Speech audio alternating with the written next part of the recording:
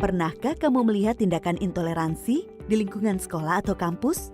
Tindakan intoleransi terkadang kita lakukan secara tidak sadar loh.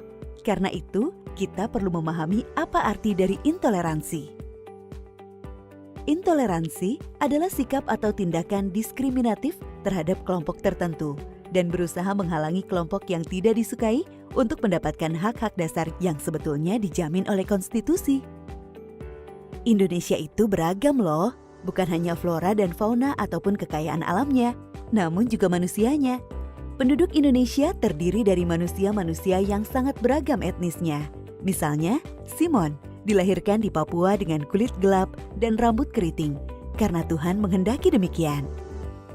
Bukan hanya etnis, Indonesia juga beragam agamanya, sukunya, golongan keagamaannya, dan juga beragam kepercayaannya.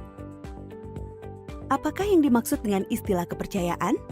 Kepercayaan adalah istilah yang digunakan pemerintah untuk merujuk kepada sekitar 190 kepercayaan lokal yang dianut oleh lebih dari 10 juta masyarakat Indonesia yang tersebar di Nusantara. Miris dan sedih rasanya. Masih banyak sekali praktik intoleransi yang dialami oleh sesama saudara kita yang bersuku berbeda, beragama berbeda, beretnis berbeda, bergolongan keagamaan berbeda, maupun mereka yang menganut kepercayaan lokal. Mereka yang menjadi korban intoleransi merasa dirugikan dan bahkan tidak jarang mengalami trauma psikis. Padahal, sekolah kan seharusnya menjadi tempat yang nyaman untuk belajar maupun mengajar bagi siapapun.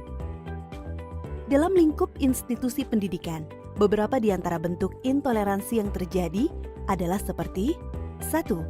Tidak memberikan hak sarana belajar siswa dan mahasiswa, dan sarana mengajar guru dan dosen karena perbedaan sara dan kepercayaan.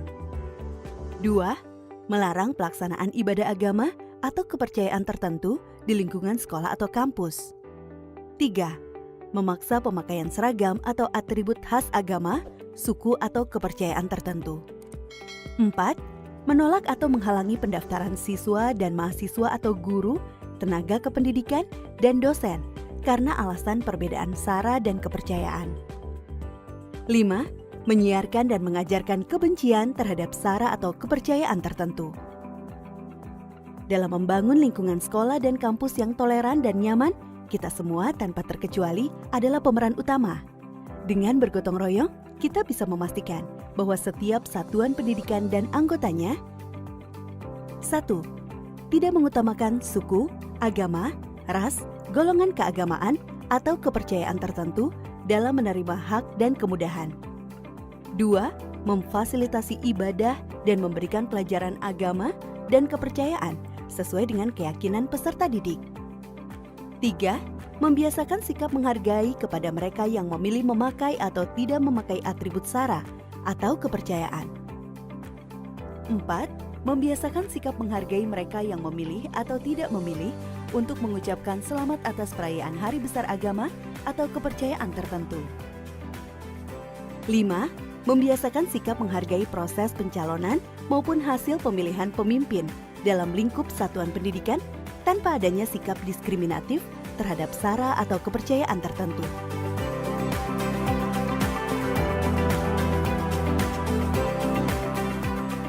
Banyak loh cara yang kita bisa lakukan untuk memupuk budaya toleransi di satuan pendidikan. Misalnya, 1. Membuat ruang-ruang perjumpaan antar perbedaan di dalam atau luar sekolah atau kampus. 2. Menyuarakan cerita praktik indah toleransi melalui berbagai media, baik daring maupun luring. Nah, keragaman atau kebinekaan sangat mudah untuk kita lihat sehari-hari di sekitar kita. Atribut keagamaan, warna kulit, bentuk rambut, dan lain-lain. Namun melihat kesamaan atau ketunggal ikaan membutuhkan sedikit upaya, karena ia ada dalam sanubari terdalam kita semua. Lalu, apakah kesamaan di antara kita itu? Jawabannya adalah kemanusiaan. Kita semua manusia yang memiliki perasaan, mencintai kebaikan, dan membenci keburukan. Semua agama dan kepercayaan juga mengajarkan bahwa setiap manusia pada dasarnya baik dan mencintai kebaikan. Keragaman adalah kekuatan, namun keragaman menjadi kekuatan hanya ketika ia harmonis. Ayo, Mari bergotong royong mewujudkan Indonesia dan lingkungan pendidikan yang toleran demi ketentraman dan kemajuan bangsa kita. Dimulai dengan membuka diri untuk mengenal dan kemudian merangkul perbedaan. Kita Indonesia, kita Bhinneka, dan kita Tunggal Ika.